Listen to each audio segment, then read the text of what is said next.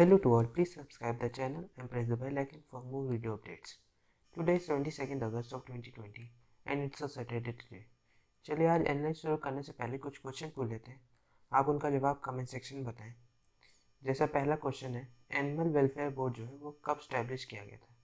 Animal welfare board कब establish किया गया था, अब ये आपको कमेंट सेक्शन में बताना है।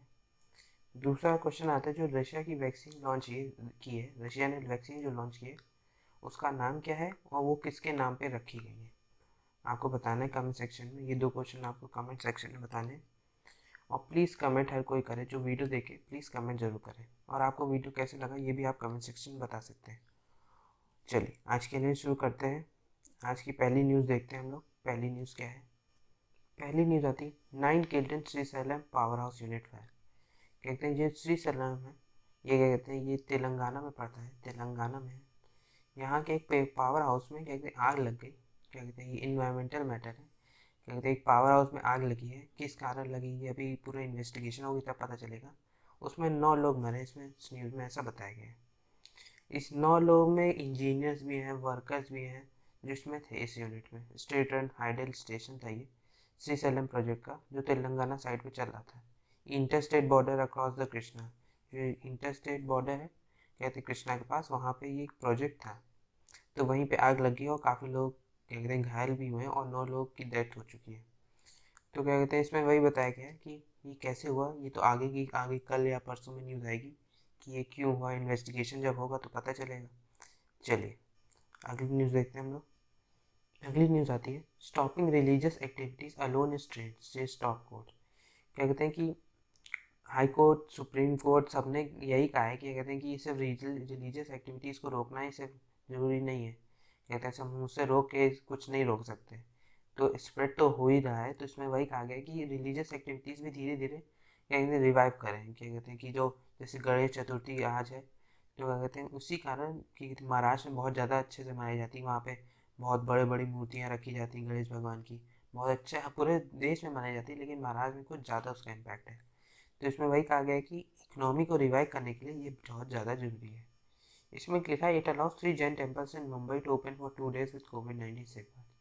कहते हैं इसमें ये भी लिखा है कि 3 जैन टेम्पल्स को भी खोला गया मुंबई में 2 दिन के लिए। क्या कहते हैं कोविड-19 सेफगार्ड के साथ, पूरे सेफगार्ड के साथ, कि पूरे जितना सेफ्टी होनी चाहिए, मेजर्स होने चाहिए, उसके साथ 2-3 जैन टेम्पल्स को खोला गया।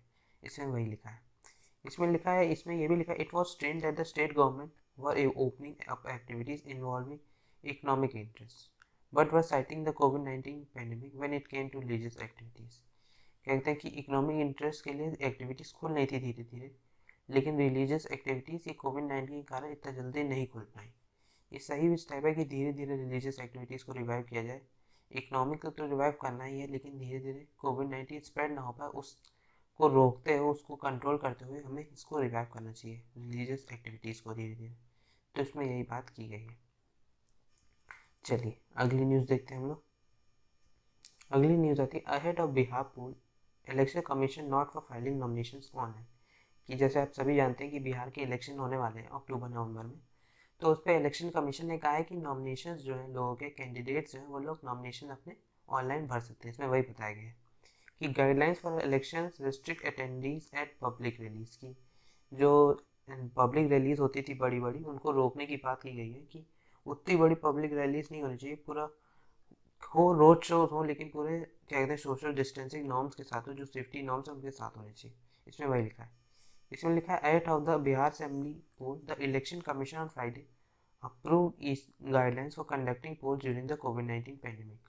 कि कोविड-19 पैंडेमिक के समय कैसे कैसे करनी चाहिए पब्लिक मीटिंग्स, रोड शोज, पूरे सोशल डिस्टेंसिंग और कहते हैं जो कोविड-19 नॉर्म्स है, उसको सेफ्टी नॉर्म्स है उसके साथ करनी चाहिए। इसमें ये भी लिखा है कि मास्क ग्लव्स फॉर वोटर्स, की जो वोटर्स होंगे जो वोट करने जाएंगे वहाँ पे, उनको मास्क और ग्लव्स भी पहन के आना होगा, उनको वहाँ पे प्रोवाइड किया जाएगा या खुद से अपना पहन के आए। तो इसमें वही बताया गया कि पोलिंग स्टाफ को ऐसा निर्देश दिया गया, इंस्ट्रक्शन दिए गए। इसमें इंपॉर्टेंट आता है ईसी। ईसी को हम लोग अलग से देख लेते हैं। आप हमारे टेलीग्राम चैनल को सब्सक्राइब कर सकते हैं, क्वेश्चन नंबर 247, या डिस्क्रिप्शन पर लिंक से भी कर सकते हैं। इलेक्शन कमीशन ऑफ इंडिया, ये एक ऑटोनॉमस कॉन्स्टिट्यूशनल अथॉरिटी है responsible for administering union and state election. जो union and state election India में उसको एडमिनिस्टर करने के लिए वर्क करती है। ये इलेक्शन देखते हैं Lok Sabha, Rajya Sabha, state legislative assembly, officers of the president, vice president के जो इलेक्शन होते हैं वो ईसी ही देखती है। इसका स्ट्रक्चर क्या है? The commission has one election commissioner, इसमें एक इलेक्शन कमीशन होता है जो इलेक्शन कमिश्नर अमेंडमेंट एक्ट 1989 के द्वारा बनाया जाता है। ये एक मल्टी मेंबर बॉडी होती है। पहले इसमें सिर्फ एक इलेक्शन कमिश्नर हुआ करता था, लेकिन अब ये एक मल्टी मेंबर बॉडी हो गई जिसमें एक वन चीफ इलेक्शन कमीशन होता है, दो इलेक्शन कमिश्नर्स होते हैं और the secretariat of the commission is located in new Delhi. इसका सेक्रेटरीट न्यू दिल्ली में लोकेटेड है। स्टेट लेवल में जो होता है वो चीफ इलेक्टोरल ऑफिसर जो होता है इसका, वो एक IAS रैंक ऑफिसर होता है। The president appoint chief election commission and election commissioner, कि प्रेसिडेंट अपॉइंट करते हैं चीफ इलेक्शन कमिश्नर कौन होगा और उसके जो इलेक्शन कमिश्नर्स हैं वो कौन होंगे। They have a fix tenure of 6 year, इनका फिक्स टेन्योर होता है 6 साल का और up to the age of 65 years की, 65 ईयर्स एज तक। ये सेम स्टेटस और रिसीव सैलरी एंड पर्क्स जितनी जजेस of the supreme court of India को मिलती है उतनी इनकी सैलरी या स्टेटस होता है। The chief election commission can be remove from office only through process of removal similar to that of supreme court जज बाय पार्लियामेंट, कि जैसे ही सुप्रीम कोर्ट जज का कहते हैं रिमूवल हो सकता है वैसे ही चीफ इलेक्शन कमिश्नर का भी रिमूवल हो सकता है। आप ऐसे ही नहीं हटा सकते इन्हें। इनके फंक्शंस क्या हैं कि एक superintendent direct and control the entire process of conducting election to parliament, legislature of any state, या प्रेसिडेंट या वाइस प्रेसिडेंट के ऑफिस के इलेक्शंस को पूरा डायरेक्ट करता है, कंट्रोल करता है चीफ इलेक्शन कमीशन या election commission. The most important function of commission to decide the election schedules, की इनका मेन मोटिव क्या कहते हैं वर्क ये होता है इलेक्शन कमीशन का कि क्या कहते हैं वो इलेक्शन शेड्यूल बनाए कि कब इलेक्शन होंगे, कब उन्हें डिले किया जा सकता है कोई इमरजेंसी के समय, तो ये सब पूरा शेड्यूल इलेक्शन कमीशन के ऊपर होता है। कि पीरियोडिक एंड टाइमली इलेक्शन या जनरल या बाय इलेक्शन जो होते हैं उन पर पूरा ध्यान देना। It prepare electoral roll, issues electronic photo identity, जो वोटर कार्ड होता है वो इलेक्शन कमीशन ही इशू करता है। चलिए अगली न्यूज़ देखते हैं हम लोग। अगली न्यूज़ आती है maternity benefit scam in Bihar district, की बिहार डिस्ट्रिक्ट में एक मैटरनी बेनिफिट स्कैम हुआ है।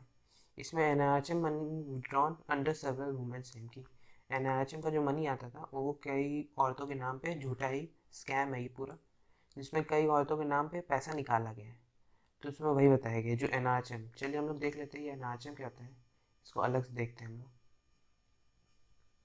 NRHM national rural health mission, ये लॉन्च किया गया था प्राइम मिनिस्टर द्वारा 12 अप्रैल 2005 में, कि accessible, affordable and quality health care provide करने के लिए रूरल पॉपुलेशन में जो वनरेबल ग्रुप्स हैं रूरल पॉपुलेशन उनको मेनली प्रोवाइड करने का है। इसका ऑब्जेक्टिव और कंपोनेंट क्या है कि the essence of NRHM is a health delivery system, ये एक हेल्थ डिलीवरी सिस्टम है जो फंक्शन करता है इंडिपेंडेंटली, कि इसके ऊपर इसके कोई अथॉरिटी नहीं कि जो इसको फंक्शन करवाए कि ऐसे ही करो, ऐसा कोई नहीं, इंडिपेंडेंट वर्क करता है। इसका बेसिक ऑब्जेक्टिव है कि टू इम्प्लीमेंट NRHM की रिडक्शन इन्फेंट मोर्टेलिटी, जो बच्चों की छोटे बच्चों की जो डेथ हो जाती है उसको रोकना, जो मैटरनल मोर्टेलिटी रेट है जो कि बर्थ देते समय माओ की जो डेथ हो जाती है तो उसके वो भी रोकना, इसे इसको उस रेट को कम करना इसकी वर्क है। इंश्योरिंग पॉपुलेशन स्टेबलाइजेशन, की पॉपुलेशन को स्टेबलाइज करने का वर्क है। Prevention and control of communicable and non communicable disease, की कंट्रोल करना या प्रिवेंट करना जो कम्युनिकेबल या नॉन कम्युनिकेबल डिसीज है उनको। अपग्रेडिंग आयुष, जो आयुर्वेदिक, योगा, उन्नति सिद्ध एंड होम्योपैथ जो है उसको प्रमोट करना फॉर हेल्दी लाइफस्टाइल, की हेल्दी लाइफस्टाइल की ये जरूरी है और इसको प्रमोट करना आयुष को। चलिए अगली न्यूज़ देखते हैं। अगली न्यूज़ आती है interested dates for dues PG UG courses out, की जो ड्यू दिल्ली यूनिवर्सिटी के जो PG UG कोर्सेज है उनकी डेट्स आ गई, उनके इंटरेस्ट टेस्ट की डेट्स कि कब होंगे, वो सितंबर 6 से सितंबर 11 के बीच में कहा जा रहा है। ये कराएगा नेशनल टेस्टिंग एजेंसी NTA इन एग्ज़ाम्स को कराएगा। ये जो JEE मेंस होते हैं या नीट होते हैं ये भी NTA ही कराता है।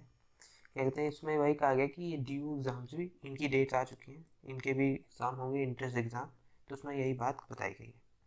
चलिए देख लेते हैं इस एजेंसी को अलग से, हम लोग देख लेते हैं NTA को। National testing agency GS paper 2 in government policies and intervention education, ये जो अनाउंस किया the NTA has announce the result of the national eligibility cum entrance test, की अंडर ग्रेजुएट क्या कहते हैं कि ये कम वर्क करती है। जैसे इस तरह के पेपर आते हैं NEET, JEE, CTET, GATE, C G PAT, GMAT, CAT, U G C NET, ये सारे पेपर एनटी ही कराती है। इसे बनाया गया था establish as a society registered under the Indian society registration act 1860। इसे इंडियन सोसाइटीज रजिस्ट्रेशन एक्ट 1860 के द्वारा बनाया गया था। ये एक एटोनॉमस और सेल्फ सस्टेन टेस्टिंग ऑर्गेनाइजेशन है कि जो कंडक्ट कराते हैं इंट्रेंस एग्जामिनेशन। इसका ऑब्जेक्टिव क्या है? To conduct efficient and transparent and international standard test, कि एक एफिशिएंट और क्या कहते हैं ट्रांसपेरेंट वे में टेस्ट कराना और एक स्टैंडर्ड हो एग्जाम का ऐसा फॉलो करना। इसका फंक्शन क्या है? To identify partner institution with educate infrastructure from the existing schools and higher educational institution. क्या कहते हैं कि इसका पार्टनर इंस्टीट्यूशन देखना कि कैसे, जैसे स्कूल हैं या हायर एजुकेशनल कॉलेजेस हैं, तो उनके साथ एक इंफ्रास्ट्रक्चर जिनका कह रहे जहाँ पे एग्ज़ाम कराए जा सकते हैं उनके साथ पार्टनर करना, जिससे वो ऑनलाइन एग्ज़ाम या ऑफलाइन एग्ज़ाम करा सके। इसकी ये वर्किंग है कि पार्टनर करके वर्क करना। To create a question bank for all subject using modern technique, की क्वेश्चन बैंक बनाना हर सब्जेक्ट की मॉडर्न टेक्निक से। To establish a strong R&D culture as well as a pool of experts, की एक pool of experts बनाना जहाँ पे testing हो सके। To provide training and advisory service to the institutions in India, की training और advisory services provide करना institutions जो इंडिया के उसको। To collaborate with international organization, जैसे एजुकेशनल टेस्टिंग सर्विसेज है उनके साथ कोलैबोरेट करके वर्क करना। ये इंटरनेशनल ऑर्गेनाइजेशन है एजुकेशनल टेस्टिंग सर्विसेज। ये कब स्टैब्लिश किया गया था ये आपको कमेंट सेक्शन में बताना। To undertake any other exam that is interested by industries and department of government of India, state government को, गवर्नमेंट ऑफ इंडिया का कोई एग्जाम हो या स्टेट गवर्नमेंट का एग्जाम हो उस पर वर्क करना कि कैसे उस एग्जाम को कराना है। Governance NTA is chaired by an eminent educationist appointed by the Minister of Human Resources। ये क्या कहते हैं, ये चेयरमैन होते हैं, इसके एक एजुकेशनलिस्ट होते हैं जो क्या कहते हैं MHRD के द्वारा अपॉइंट किए जाते हैं। The chief executive officer CEO जो होते हैं वो डायरेक्टर जनरल होते हैं to be appointed by the government, जो गवर्नमेंट के द्वारा अपॉइंट किए जाते हैं। इसमें बोर्ड ऑफ गवर्नर्स भी होते हैं comprising members from user institution, की जो यूजर इंस्टीट्यूशन होते हैं बोर्ड ऑफ गवर्नर्स में। इसका सिग्निफिकेंस क्या है? इसका सिग्निफिकेंस है establish as a specialized testing body like NTA. ये एक स्पेशलाइज्ड बॉडी है एनटीए जो CBSE जैसे या AICTE जैसे इंस्टीट्यूशन या ऑर्गेनाइजेशन उनकी तरह है ये भी। Examinations are conducted by NTA in the online mode at least twice a year, की एग्जामिनेशन जो होते हैं एनटीए में वो 2 बार होते हैं, क्या कहते हैं, हर साल। एनटीए ने एक मोबाइल ऐप भी लॉन्च किया है और टेस्ट प्रैक्टिस सेंटर्स भी बनाए हैं जहाँ पे स्टूडेंट प्रैक्टिस कर सकते हैं या मॉक टेस्ट ले सकते हैं। कंप्यूटर से या स्मार्टफोन पे भी आप एग्ज़ाम दे सकते हैं, मॉक टेस्ट दे सकते हैं। चलिए अगली न्यूज़ देखते हैं। अगली न्यूज़ आती है NHRC gave clean sheet to none in Jamia violence, की जामिया वायलेंस जो हुआ था पिछले साल उसके बाद इस किसी को एक कोई भी क्या कहते हैं हाई कोर्ट ने किसी को क्लीन चिट नहीं दी है। इसमें वही बताया गया कि police action not handle professionally, ये भी कहा गया कि जो पुलिस का एक्शन था उसमें वो प्रोफेशनली नहीं हैंडल किया गया, इसमें ये भी कहा गया है। तो इसमें इंपॉर्टेंट आता है NHR national health rural mission, उसको हम अलग से देख लेते हैं। नेशनल ह्यूमन राइट्स कमीशन जो है, क्या कहते हैं, नेशनल ह्यूमन राइट्स कमीशन क्या कहते हैं, NHRC एक इंडिपेंडेंट स्टैट्यूटरी बॉडी है जो स्टैब्लिश की गई थी 12 अक्टूबर 1993 को। ये क्या कहते हैं, as per provisions of protection of human rights act, की जो ह्यूमन राइट्स एक्ट है उनके द्वारा जो प्रोविजंस है उसके द्वारा से बनाया गया था। इसमें अमेंडमेंट हुआ 2006 में और NHRC ने national health human rights commission ने इसकी सिल्वर जुबली बनाई 25 साल में 12 अक्टूबर 2018 में। ये लोकेटेड है, इसका हेडक्वार्टर न्यू दिल्ली में। ये एक वॉच डॉग है human rights in the country, जो देखता है कि किसी ह्यूमन राइट्स डैमेज हो रहे हैं और क्या कहते हैं कैसे डैमेज हो रहे हैं, क्यों डैमेज है, पूरा चेक करता है। Right related to life, liberty, equality, dignity of the individual पर यह ध्यान देता है जो इन कॉन्स्टिट्यूशन के द्वारा हमें राइट मिली है। ये बनाई गई थी saw establish in conformity with the Paris principles, की पेरिस प्रिंसिपल्स जो है उनके द्वारा कन्फर्मिटी के साथ बनाई गई थी इसे, जैसे पेरिस में है वहाँ पे ह्यूमन राइट्स कमीशन वैसे ही इसको बनाया गया था। चलिए अगली न्यूज़ देखते हैं हम लोग। अब आता है आज का पहला headline, differential impact of covid and the lockdown. कहते हैं इसमें बताया गया कि कई किस तरह से इम्पैक्ट किया है कोविड-19 और उसके कारण हुआ लॉकडाउन। जो कोविड-19 और लॉकडाउन के कारण जो अलग अलग इफेक्ट हुए हमें, तो उसके बारे में इसमें बताया गया कि resultant distress in India has exacerbated pre existing structure of disadvantage based on social identity, कि सोशल आइडेंटिटी के बेस से हमें कई डिसएडवांटेजेस मिले हैं। जो सवाल है इसमें एडिटोरियल में वही सब बताया गया। पहला आता है द मार्जिनलाइज्ड एट रिस्क, कि जो मार्जिनलाइज्ड एट रिस्क में आता है कि कुछ जो इसमें बताया गया the focusing on the lower description of the pandemic as a level preliminary data and early indirect evidence from several parts of the indicate that the instance of the disease is not class neutral। जो disease है वो class neutral नहीं है कि किसी class को हो, कहते हैं पुअर को हो, इकोनॉमिकली वेनरेबल को हो, ऐसा जरूरी नहीं है। हर किसी को ये डिसीज हो सकती है। इसमें यही बताया गया है कि जैसे हमने देखा कि कई बड़े बड़े लोग की डेथ हुई कोविड-19 के कारण, तो ये कोई जेंडर न्यूट्रल नहीं है या कास्ट बेस्ड नहीं है। ये जेंडर बेस्ड या कास्ट बेस्ड या रिलीजन बेस्ड डिजीज नहीं है, ये हर किसी को हो सकती है। तो इसमें ये बताया गया।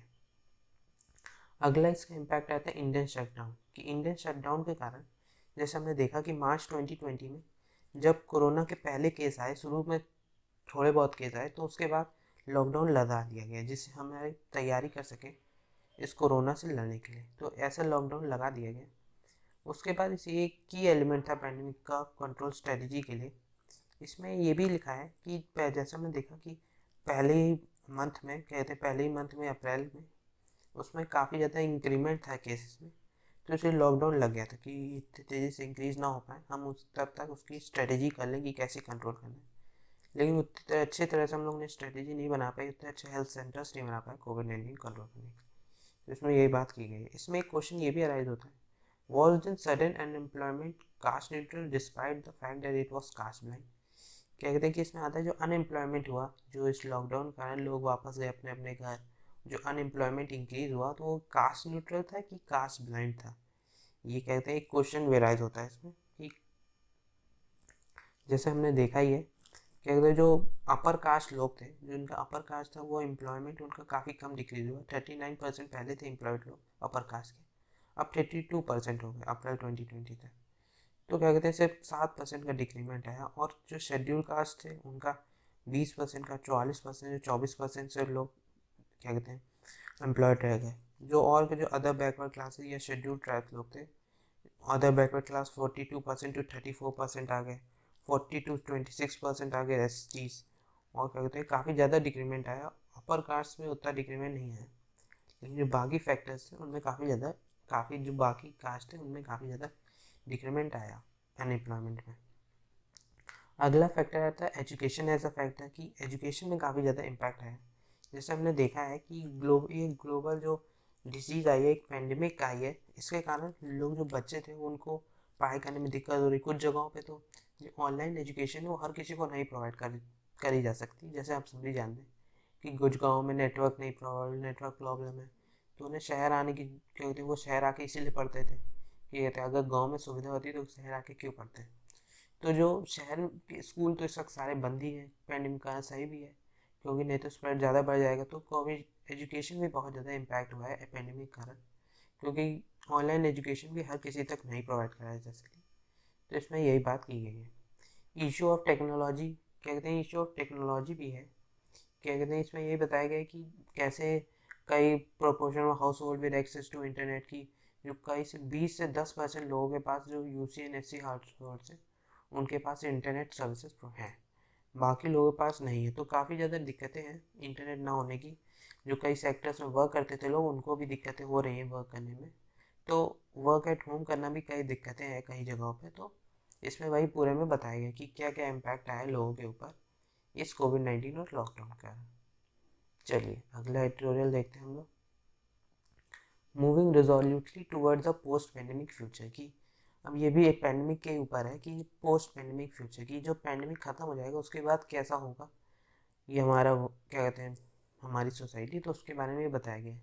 इसमें लिखा है even as many countries are stumbling, India has seized control of it destiny is recovering and making bold plans, की इंडिया भी रिकवर कर रहा है। जैसे कई कंट्री बहुत ज़्यादा दिक्कत में है, तो उसी तरह इंडिया भी है, लेकिन उतना वो उसने रिकवरी चालू कर दी है। इसमें वही बात की गई है कि इसमें लिखा है a moment come but really in history when a nation seizes control of its destiny, कि अब जैसे हमने देखा है कि आत्मनिर्भर भारत हो चुका है। पीएम का हमारा था कि आत्मनिर्भर भारत करना, तो वो चालू हो चुका है और आत्मनिर्भरता सब लोग करने लगे कि किसी और देश पे नहीं डिपेंड करेंगे, तो उसके लिए हम पूरा कंट्रोल कर रहे हैं इंडिया को।